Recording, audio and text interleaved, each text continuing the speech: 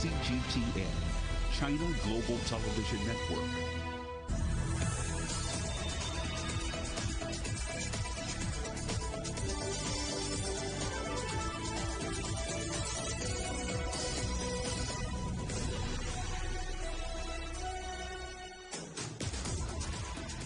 Hello and welcome to Global Business Europe, live from CGTN in London. I'm Paul Barber. And I'm Robin Dwyer. Our top stories. Europe's manufacturing powerhouse, Germany, sees exports boosted by strong demand from China. Thousands of steel jobs at risk as specialty finance group Greensill collapses. In an exclusive interview, Hong Kong Chief Executive Carrie Lam tells CGTN why changes to the region's electoral system are needed. Russian anger after the European drug regulator warns using the Sputnik V jab without full approval is like playing Russian roulette. Plus, could this newly discovered space rock hold the secrets to our solar system? A surprise jump in German exports helps the country's stock markets to a record high on Tuesday. Manufacturers in Europe's biggest economy were boosted by strong demand from China. It was a different picture in the UK. German exports to Britain plummeted in January by nearly 30% after Brexit took effect. Ryan Thompson reports from Frankfurt. Germany's foreign trade figures look to be starting the year on the right foot, completely defying economists' predictions for a drop caused by the latest coronavirus lockdown. Exports were up 1.5% in January, and that's on top of positive figures from just the month earlier in December. Much of that foreign trade growth is coming from China, which is becoming a dominant trading partner, especially for vehicles, machinery, and electrical equipment. Exports to China rose by 3%, while exports to other EU countries fell overall. The new data also revealed the impact of Brexit on German exports, and a clear sign that firms may be shying away from the UK. Exports to Britain fell by 30% on the year in January. And despite the good news, Germany's economy is on track to shrink in the first 3 months of this year before rebounding in the second quarter. While export-oriented manufacturers are doing fine, domestically focused companies are suffering, with many of them surviving through state aid. German companies have also faced some obstacles getting their production back to levels that are reminiscent of before the pandemic.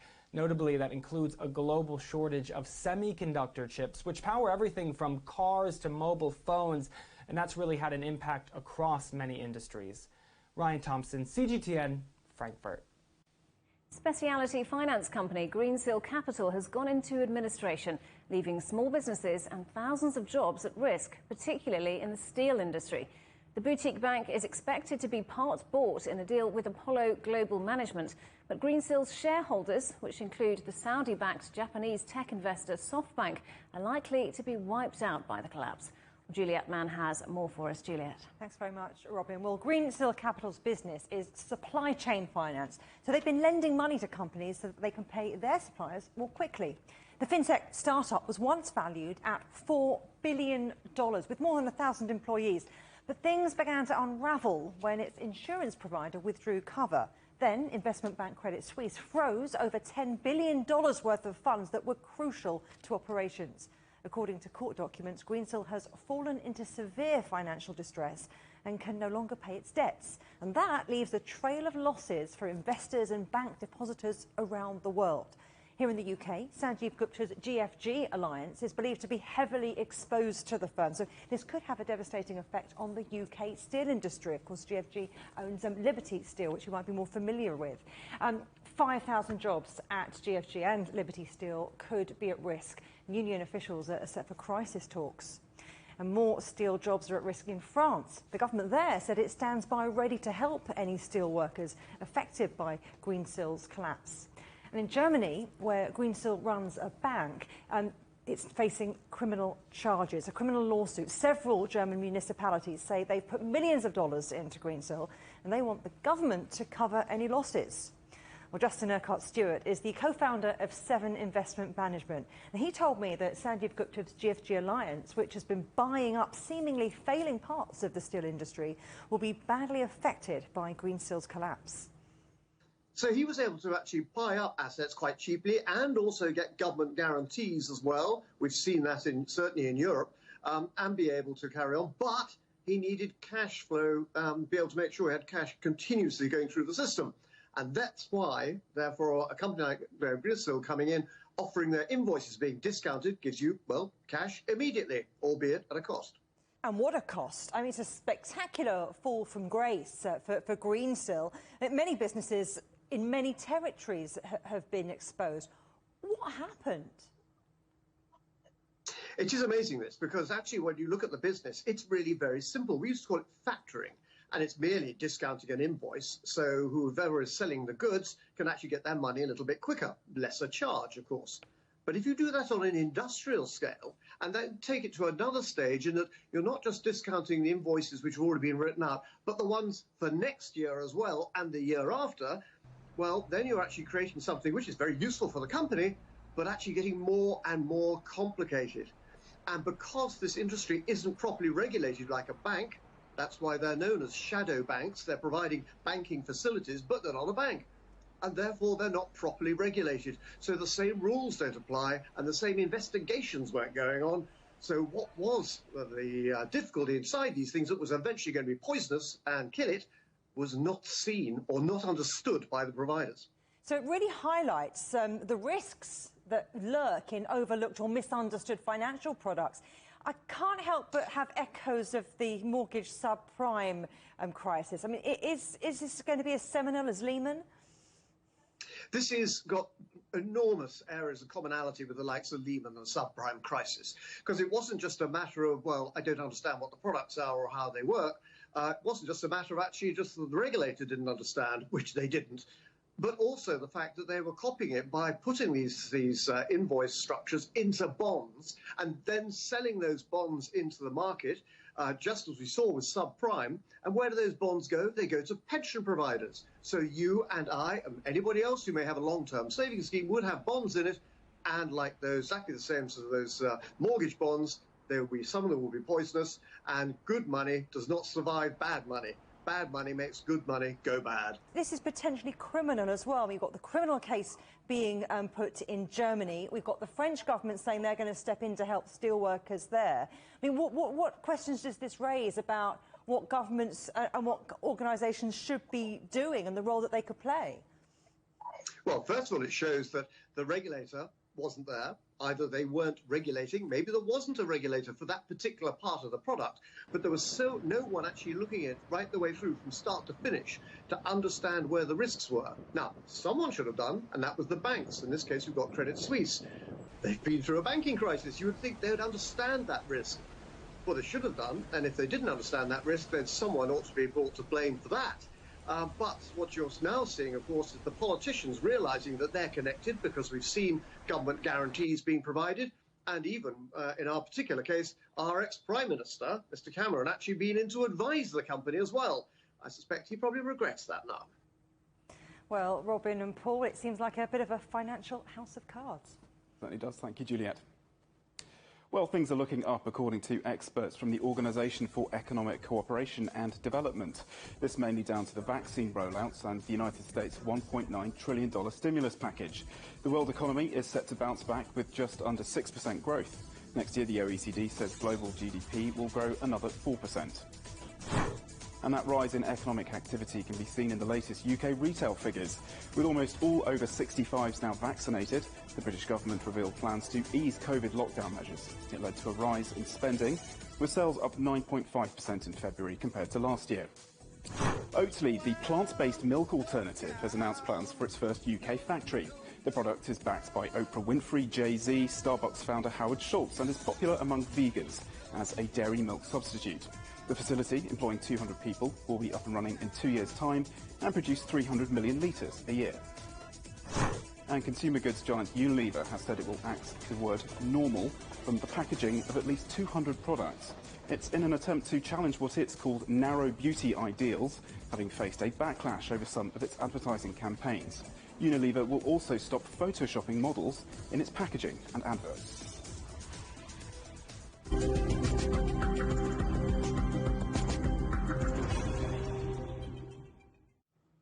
Developers of Russia's Sputnik V vaccine have demanded an apology from the European Medicines Agency. The body had likened emergency rollouts of the jabs in Europe to a game of Russian roulette. The vaccine has been approved in 46 countries, 3 of which are EU member states. Let's talk now to Stuart Smith, who joins us live from Moscow. So, Stuart, tell us more about this row.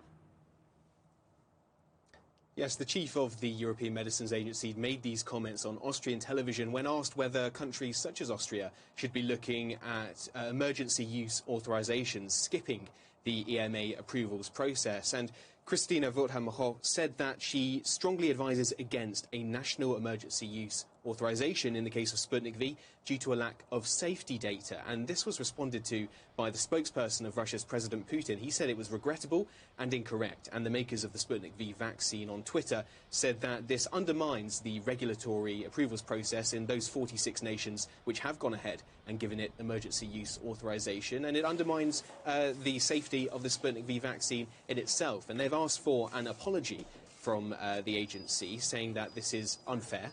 That hasn't come, but what has come is the Austrian health and safety regulator, which she also works for, has issued a statement saying that her statement earlier to Austrian television was not questioning the safety or efficacy of the Sputnik V vaccine. It was merely a comment on the need to verify the data on the drug. And it says on her behalf that that she regrets her statement was interpreted in a contradictory way.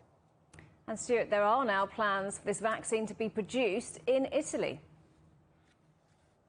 Yes, in Lombardy, a Swiss-Italian company, ADN Pharma and Biotech, is looking into collaborating with RDIF, the makers of the Sputnik V vaccine, to try and create potentially 700 million doses between June and the end of the year. And this is an entirely separate approvals process. This is manufacture approval they're currently seeking, which is entirely separate to the retail approval, which a lot of the debate is going around. So this is a separate process which looks to be completed without any issues. And the Italian-Russia Chamber of Commerce president says that if by that time the European Union has not approved the vaccine for use, there are plenty of other countries who would still benefit from the vaccine being made in Italy and sent around the world.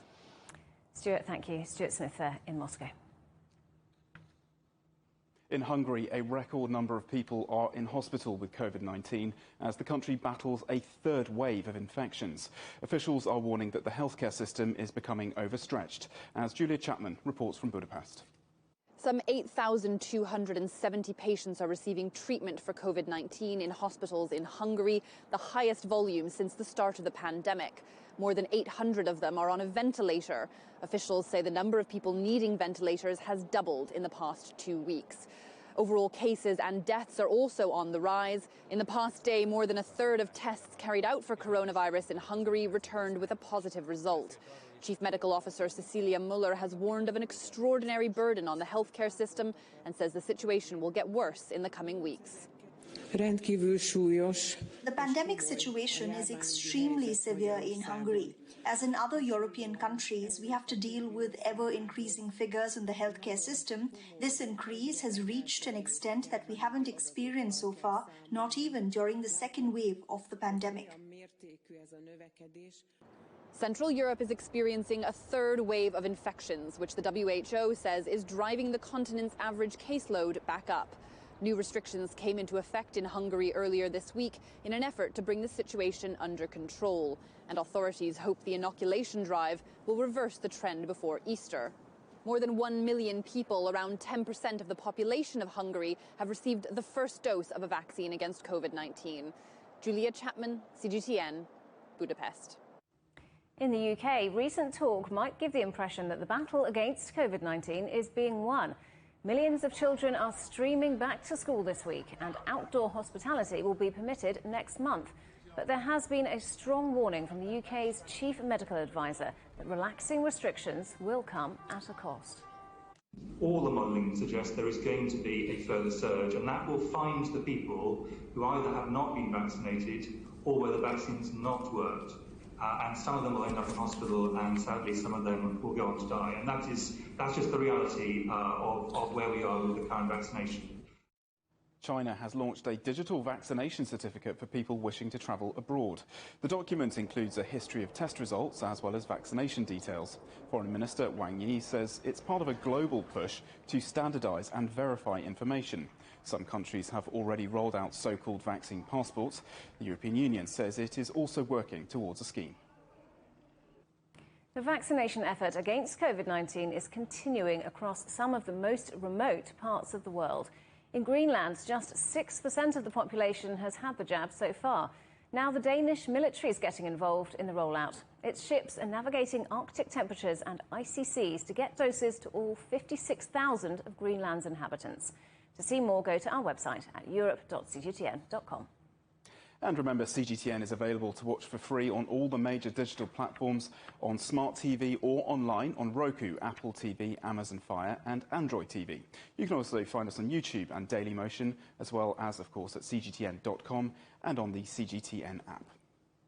You're watching CGTN Europe. Still ahead, how China is striving to achieve self-reliance in one of the world's most cutting-edge industries.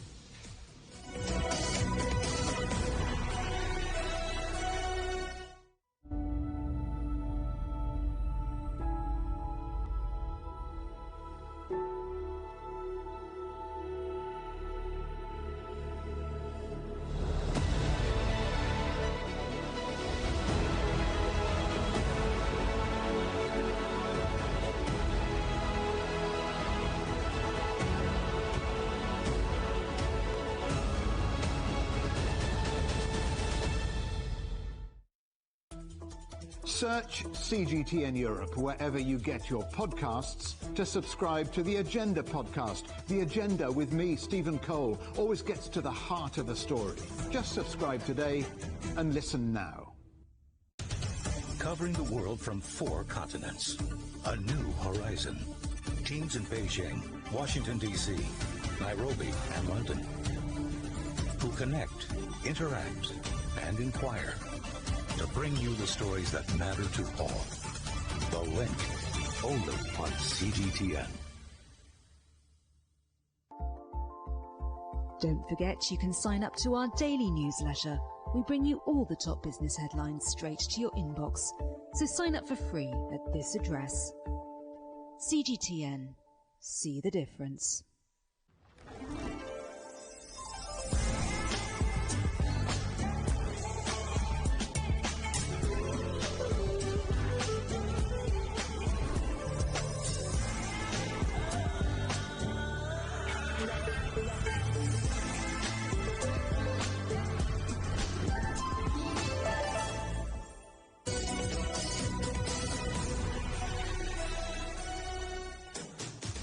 Hi there, and welcome back to Global Business Europe.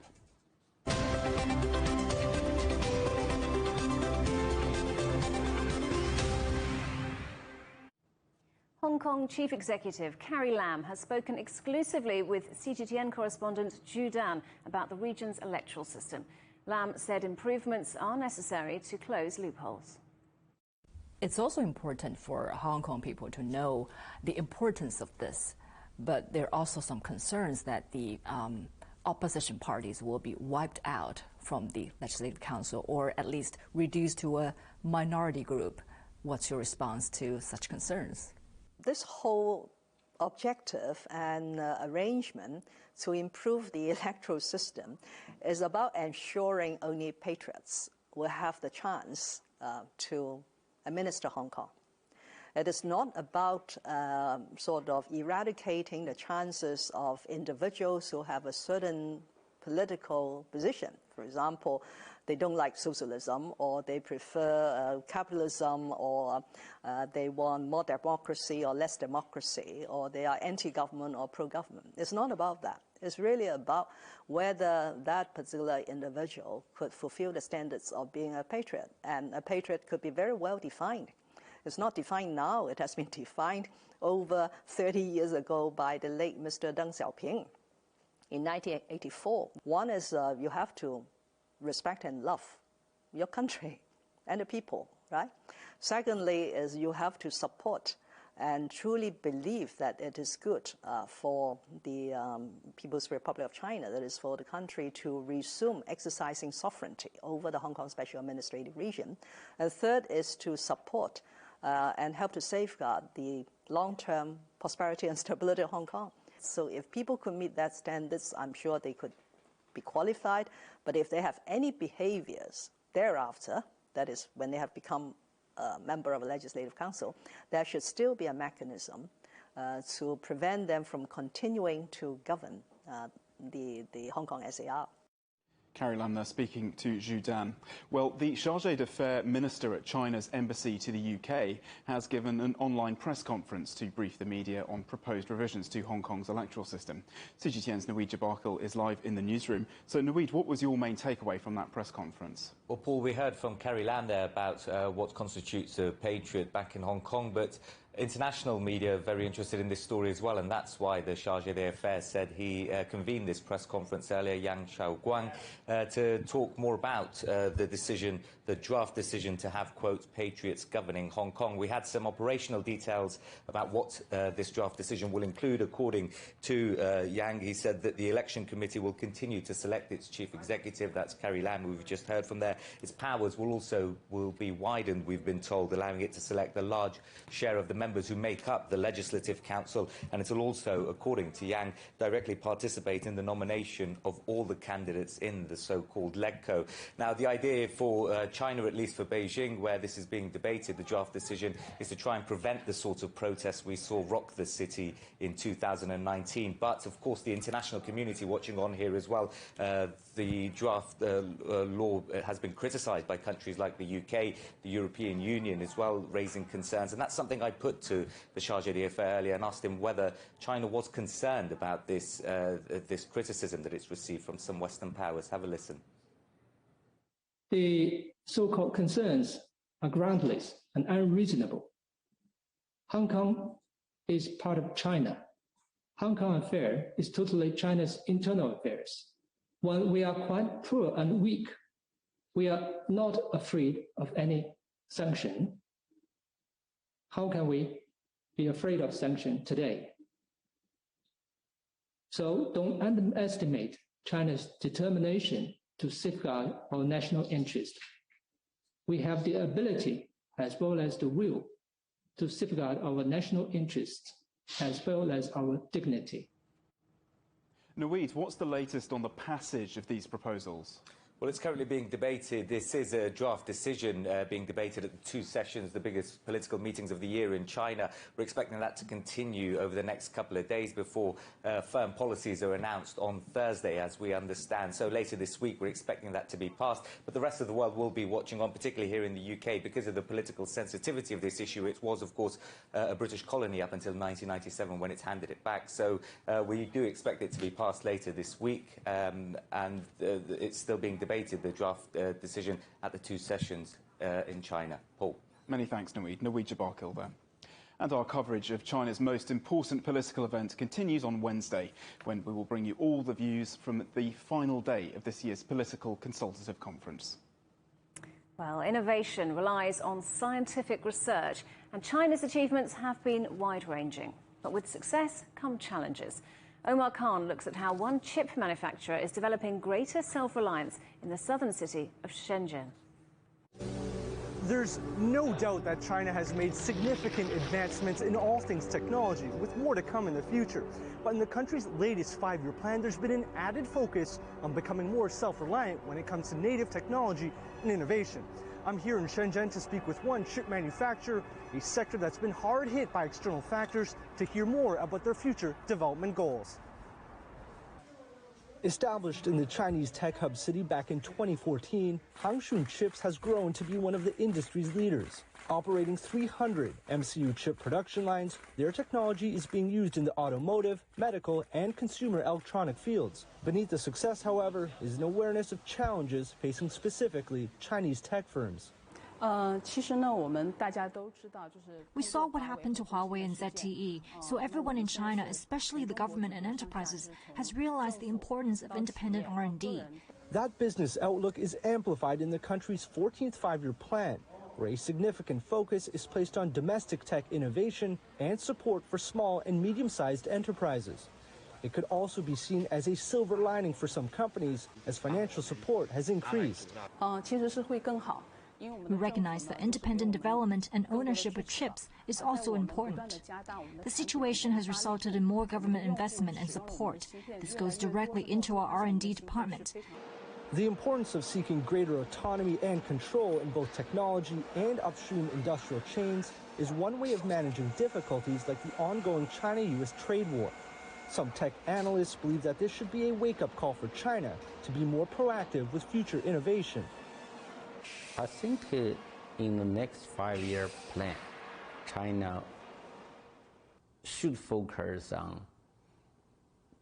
many of those high-tech areas that we do not have the root technology, such as the chip manufacture, such as, for example, aircraft engine, such as make all the fuels cleaner. None of these technological goals will come easy, especially given continued economic and geopolitical tensions. And despite being home to a massive consumer market, China will more likely than not have to rely on continued and clear-cut planning to get where it wants to be on the global stage. Omar Khan, CGTN, Shenzhen. Still ahead here on CGTN, France banks on renewable energy to propel a green recovery from the pandemic.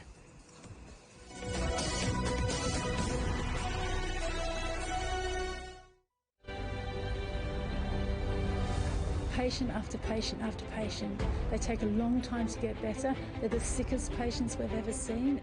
It's a race against time because we can all see the threat that our NHS faces, the pressure it's under.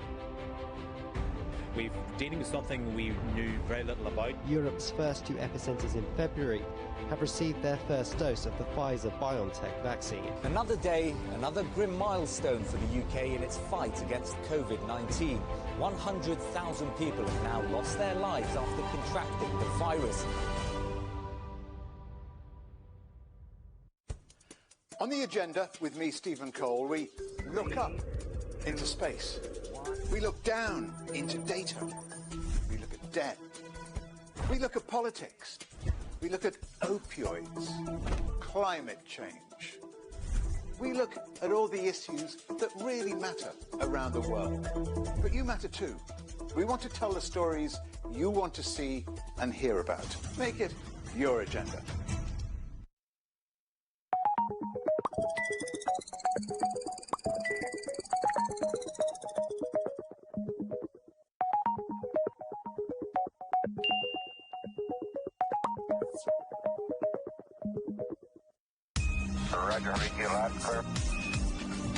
We can try out the wild and crazy ideas. Nothing can stop an idea whose time is coming. This idea is coming. I actually feel quite comfortable in isolation.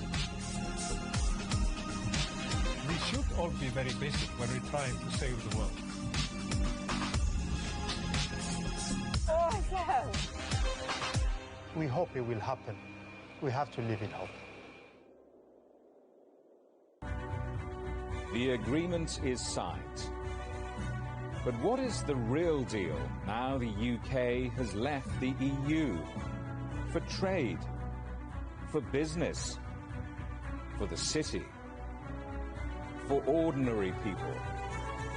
Make sense of Brexit with CGTN.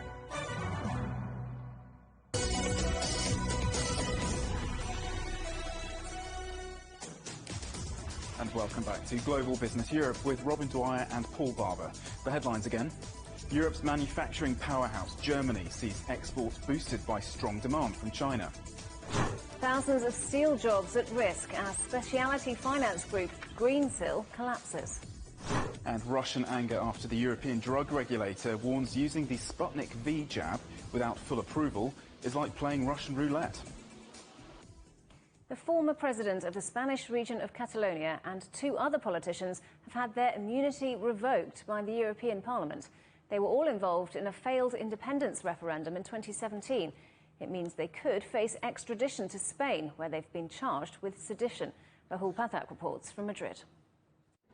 Now, the decision to strip ex-Catalonian leader Carles de Puigdemont of his immunity along with two of his associates means the Spanish government can now restart extradition proceedings against the trio. All three are subject to European arrest warrants for sedition following their role in the 2017 Catalonia independence referendum, which the central government here in Madrid said was illegal. It is a sad day for European Parliament. We have lost our immunity, but the European Parliament has lost more than that. And as a result, European democracy too. This is a clear case of political persecution. Well, since 2017, the former Catalan president has been in Belgium in an effort to avoid prosecution, officially becoming a member of the European Parliament in 2019. The Spanish government has hailed Tuesday's decision. A very clear signal that the problems of Catalonia will not be solved in Europe or by Europe. They have to be solved in Spain. It's thought the three will now appeal the ruling to the EU's higher courts in Luxembourg. Now, there is another aspect to all of this, and that is the role of Belgium, where Puigdemont is currently residing. Now, last month, the country officially rejected a Spanish request to extradite another former Catalan minister in Lluís Puig. The Belgian judges in that case suggesting that Puig's presumption of innocence would be at risk in Spain. Clearly, these latest cases still have a very long way to go yet. Rahul Pathak, CGTN, Madrid. The US climate envoy says this November's UN climate summit is the last and best opportunity the world has in tackling climate change. John Kerry made the comments during a visit to Brussels for talks with the European Commission. According to the US State Department, the purpose of the trip is to work with allies to strengthen global climate ambition. Let's talk now to Lucy Hoff, who joins us from Brussels. So, Lucy, who exactly has John Kerry met in Brussels, and do we know what was discussed? We certainly do, Robin.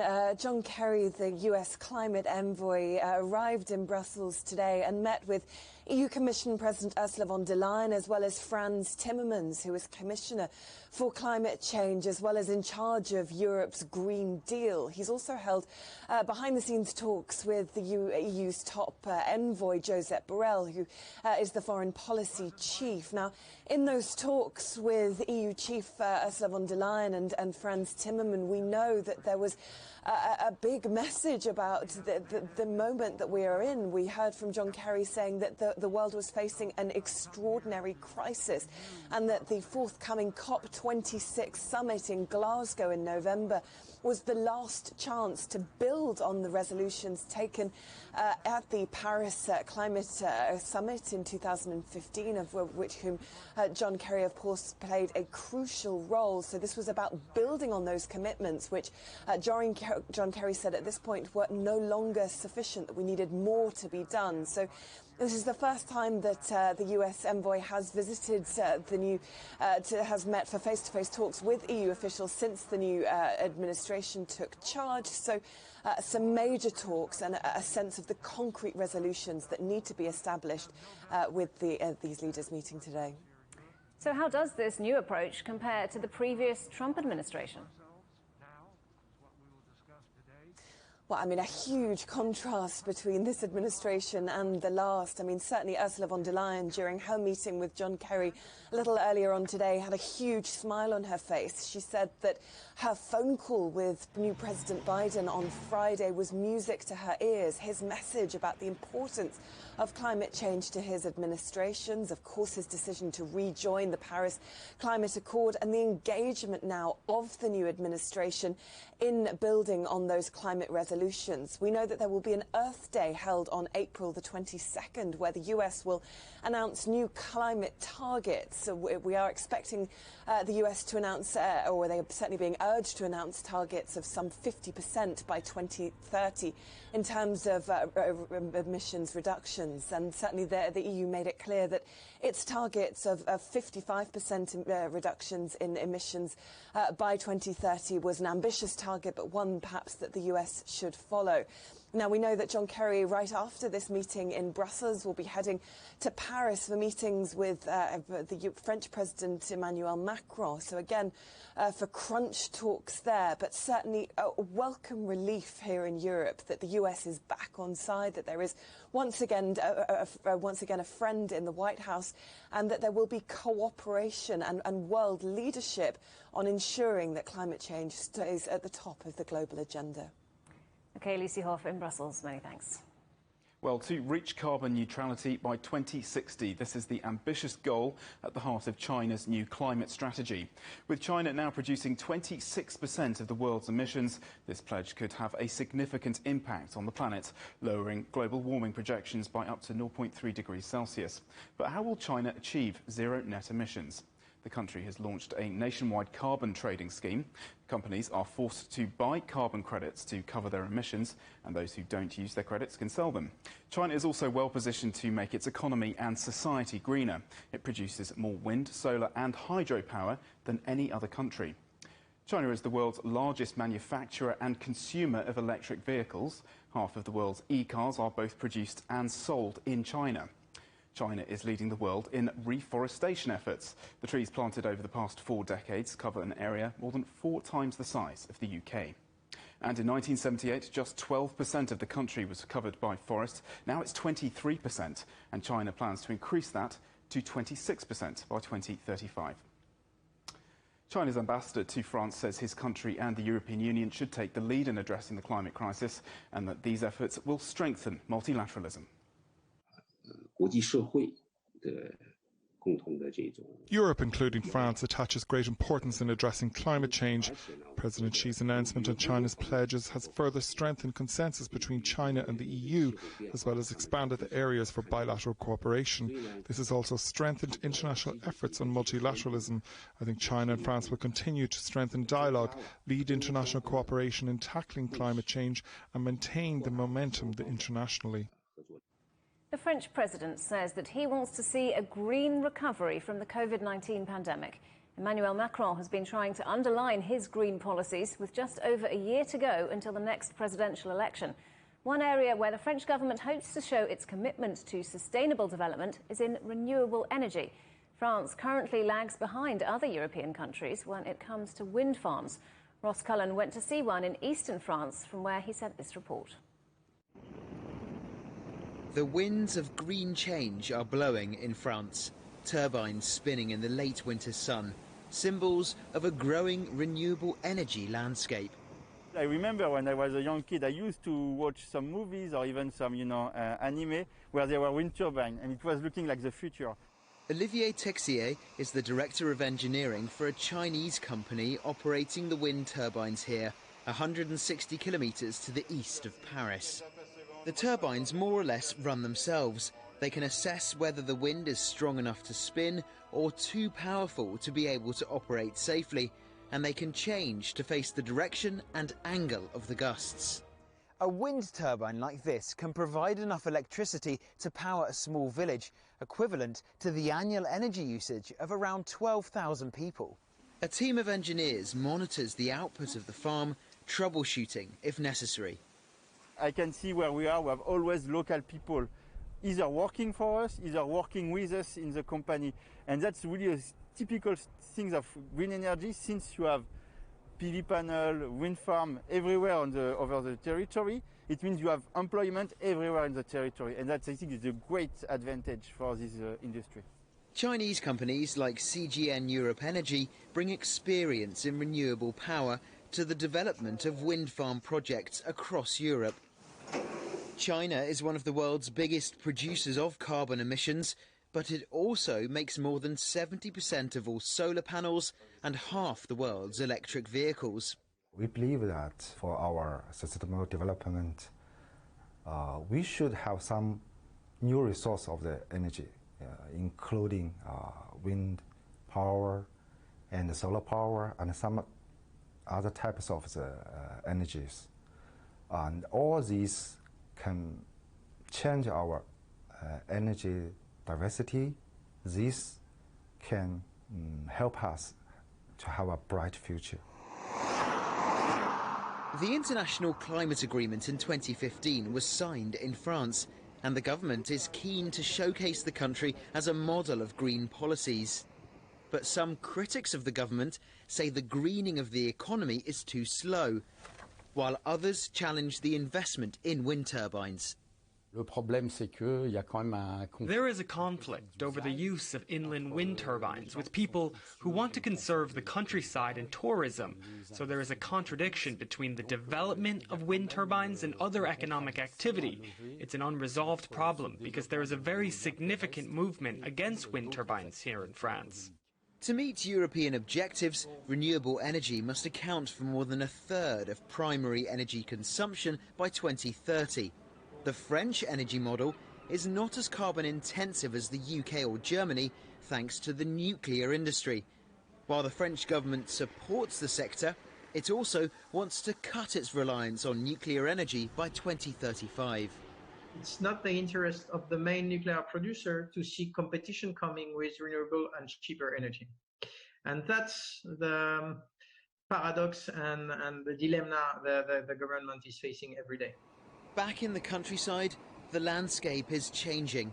Many landowners now see more economic benefit and political will in green projects rather than traditional rural industries. Ross Cullen, CGTN, Troyes, Eastern France. The US House of Representatives is preparing for a final vote on President Biden's stimulus package worth nearly $2 trillion. Critics say it's too generous, but economists say it will act like a steroid to the American and global economies. Jim Spellman is following the story from Maryland, and he joins us now live. So, Jim, when is this vote expected, and does it look like it will pass? It definitely looks like it will pass. Probably going to have a vote sometime Wednesday, perhaps early Thursday. The House will have to do a little bit of appeasing of progressives and deal with some Republican delays. But certainly Joe Biden expects to sign this into law by the end of the week. Biden's slated to make a primetime address Thursday night to mark the roughly one-year part when much of the United States went into lockdown. He'd love to be able to brag about this $1.9 trillion bill when he makes that speech. There's direct payments to many families of $1,400 per person. In this, there's expanded unemployment benefits, targeted relief to some industries, including the airlines, restaurants, and small businesses. So Joe Biden feels this is a major victory here. There's also more money for testing and vaccine. The White House feels that by the end of spring, Americans will really start feeling the impact of what they hope will become law this week, Paul. And Jim, you said it was a big win there. This was President Biden's top priority, wasn't it? How big a legislative win is this? Well, I think he can rightly say promise made, promise kept. And even though no Republicans went along with this, it's overwhelmingly popular with the American people. Some polls have the approval rating of this package at over 70%, which is almost unheard of in this divided political atmosphere. And it's set to really strike as the vaccines will have their impact. So some economists are seeing potentially really booming summertime here in the United States. That sets Joe Biden up for his next big push, infrastructure spending. And look, this process wasn't pretty, but at the end of the day, it was a pretty normal Washington interaction between the two parties passing actual legislation, far different from the Trump era. It felt, frankly, kind of normal. And what many people voted for when they voted for Joe Biden was a return to normalcy. So I think Joe Biden feels there's wins from all sides if they can get this into law this week. Paul? Jim Spellman in Maryland, thank you very much. Jury selection has now started in the trial of Derek Chauvin, the former US policeman charged with the murder of George Floyd. Floyd's family have asked the public to pray as they're concerned that justice will not be served, calling the legal process a roller coaster ride. Proceedings were suspended on Monday amid wrangling over an additional charge. Chauvin is due to be charged with second and third degree murder and manslaughter. Defense lawyers have appealed for the third degree charge to be removed. If that happens, the trial could be halted again. Police have once again used tear gas against protesters across Myanmar as demonstrations continue. There are reports of live ammunition being used for a second day in a row in the country's northern Kachin state. At least 60 people have been killed and more than 1,800 detained since the demonstrations began last month. The army took control of the country on February the 1st, arresting elected leader Aung San Suu Kyi. Violence against women remains pervasive across the globe, the United Nations has warned. 1 in 3 women experience sexual or physical abuse during their lifetime. According to the largest study to date, at least 736 million women over the age of 15 experience assault, a figure that has barely changed over the last decade. The analysis, led by the World Health Organization, shows that the problem is particularly acute for young women. At least 5 people have died while trying to reach the Canary Islands from Africa on an overcrowded boat. Spanish officials say only 1 body was still on board the vessel. 47 others on the boat survived. Last year, more than 1,800 people died trying to reach the islands, according to a migrant organization. Brazil's Supreme Court has annulled former President Luiz Inácio Lula da Silva's criminal convictions. The ruling opens the door for Lula to run in next year's presidential election, although he faces a possible retrial in a federal court. Lula governed Brazil from 2003 to 2011. He was convicted of taking bribes in 2018 and spent a year and a half in prison. 4 female filmmakers are in the running for Best Director at the BAFTA Awards. Nomadland leads the list of diverse nominations in a year that's seen the industry rocked by the pandemic. Chinese-born Chloe Zhao's drama about retirees roaming the US in search of work, which stars Oscar-winning actress Frances McDormand, has already won the Golden Lion at the Venice Film Festival, as well as Best Director and Best Feature Drama at the Golden Globes. You're watching CGTN. Still ahead. In Germany, how smartphone apps are helping young people cope with depression and anxiety during the pandemic. And a historic discovery is made as remnants of a February fireball are found in southern England.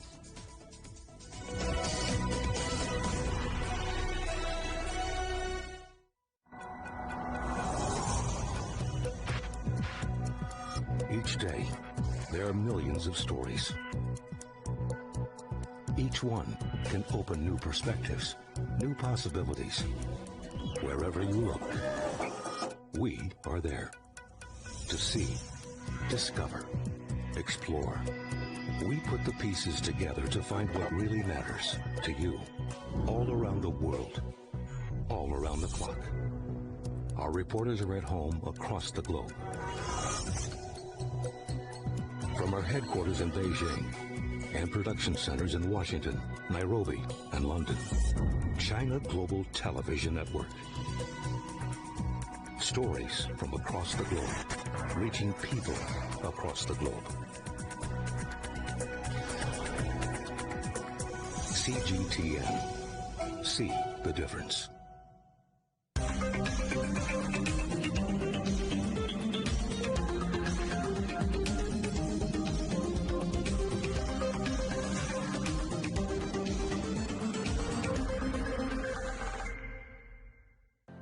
Mari, what would you say is a good question? Stephen, I'd say it's one where there's always more than one answer. The Answers Project is a new podcast series from CGTN Europe.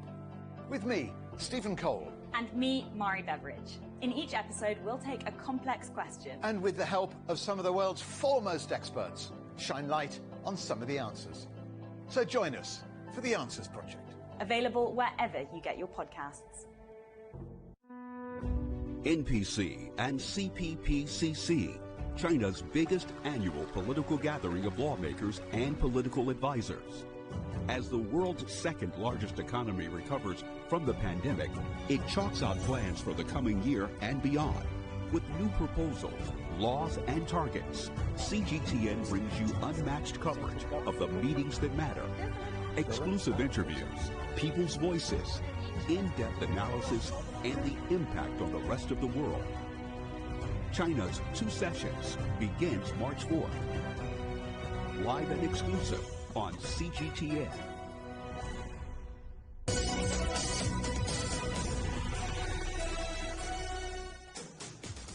Welcome back. As the pandemic continues, new research in Germany shows that levels of anxiety and depression among young people are on the rise. While the government has recognised the impact this unprecedented period is having on people's well-being, many still consider mental health issues taboo. Evangelos Sipsas reports. Besides wearing a mask and social distancing, constant anxiety and stress have become the new norm for Anna. Not only she has been kept apart from family and friends, she's also been weighed down by the fear of getting coronavirus or losing her job. I'd say everything combined was like a loss of identity, in a sense, because you can lose like your job, maybe lose your income, lose your friends, couldn't travel and see my family. You know, my sister was going to get married, had to postpone these important things. I lost that sense of community and the rest, but even losing your intimate relationship with someone, in the end I felt like I lost myself, kind of. Anna had no history of mental distress before the second lockdown.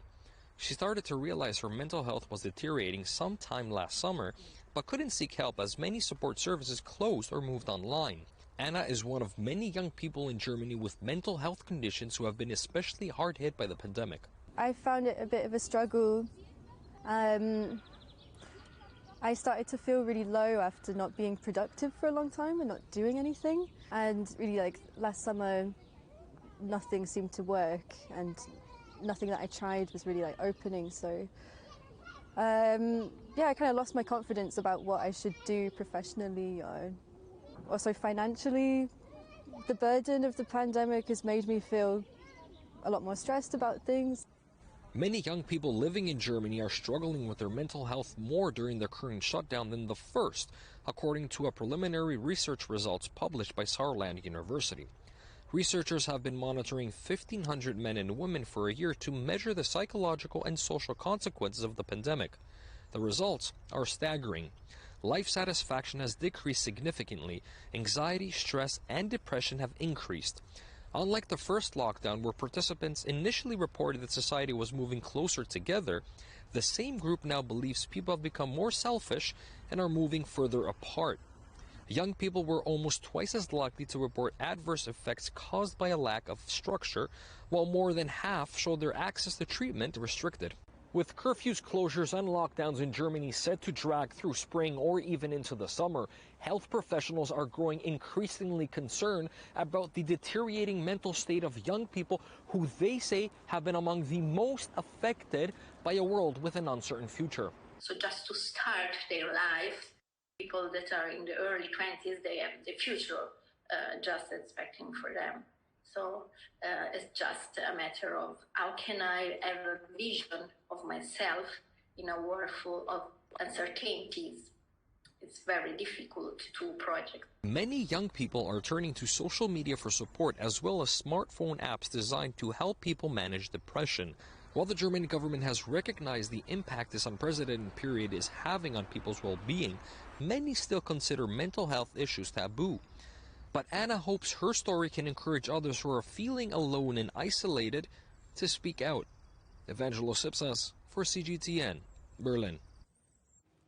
Late on February the 28th, a fireball was seen streaking across the skies of southern England, a rare event in itself.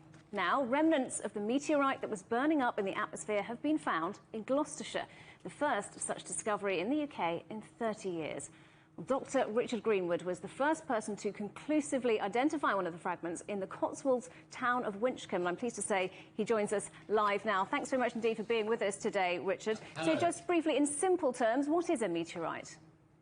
Well, a meteorite is really basically any rock in space that arrives on Earth and is picked up. So there are actually quite a big range of things, but it essentially has to be a rock outside of Earth, falls through the atmosphere, and then is actually collected from the surface. And that's it. It's not too complicated in that sense.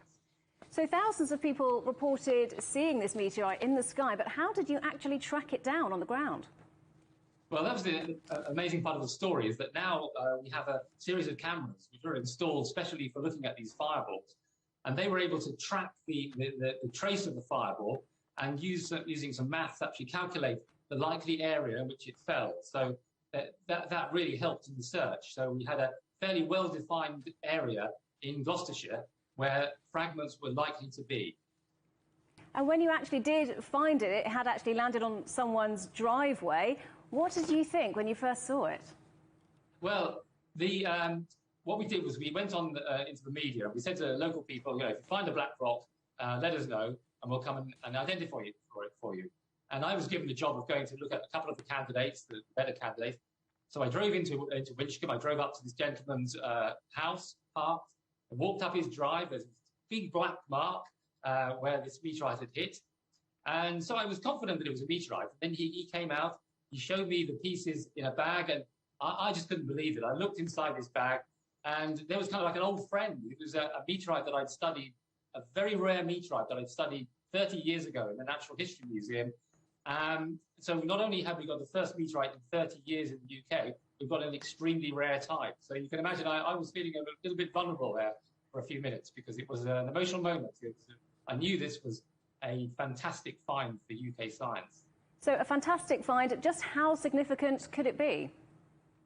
Well, it is a very rare type of meteorite, so it could be very significant. So this type of meteorite, they come from we normally get meteorites that come from the inner part of the asteroid belt. So meteorites tend to come from the asteroid belt, which lies between Mars and Jupiter. And we generally get ones which lie closest to the Earth, as you would expect. And we give them the disparaging name of ordinary chondrites. They're not ordinary, but as we call them. This is different. This comes from way out near to Jupiter. And it's cold out there, and it preserves basically all the materials from the early solar system. And actually, we use it to date the solar system. And that's where we get the age of 4.6 billion years, the age of the solar system. It's these rocks. The other exciting thing about them is within the meteorite, it contains very tiny grains of material which were formed from the stars which are even older than our solar system. So we can actually study, using this meteorite, the stars that lived and died and contributed to our solar system in its very earliest days. So what will happen to this rock and potentially the others that came down at the same time now? Well, in the UK, most of our meteorites are curated at the Natural History Museum in London, and that's what's happened here. It's been collected in a very pristine condition. So the owner of the property where it fell put it into a bag within 12 hours of it arriving. It's been transported to London. It's going to be kept in very clean conditions, curated, and then basically scientists from all over the world, because this is of international significance, will be able to bid for a small piece of that meteorite for their research. So it's going to keep researchers actually a lot of material. 400 grams is a lot by today's standards. So it's going to keep people going for a very long time. A really exciting find then. Dr. Richard Greenwood, thank you very much indeed for joining us. Thank you very much. Now, there's a well-known saying that if you can keep your head while all around are losing theirs, then you're onto a good thing. It turns out that is bad advice if you are a sea slug. Scientists in Japan have just made an amazing discovery. A sea slug, actually one known as the sap-sucking sea slug, will cut off its own head and discard its body, then grow another one completely from scratch. That's everything from their hearts to their limbs. The critters are prone to being eaten from the inside out by a parasite. Not a nice way to end, so they cut their losses, decapitate and start all over again. Whereas those who keep their heads succumb to the parasite. The sap-sucking sea slug is the first animal ever discovered to be able to fully regenerate. Extraordinary. The headlines again. Europe's manufacturing powerhouse, Germany, sees exports boosted by strong demand from China. Thousands of steel jobs at risk as specialty finance group Greensill collapses.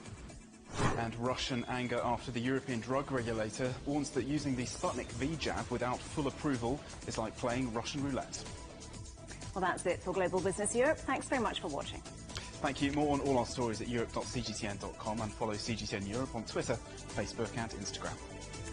We're available to watch on smart TV apps such as Roku, Apple TV, Amazon Fire and Android TV. You can also find us on YouTube and Dailymotion, as well, of course, as CGTN.com and the CGTN app. Up next on CGTN Africa Live, we'll see you again tomorrow, same time, same place. From all of us in London, goodbye.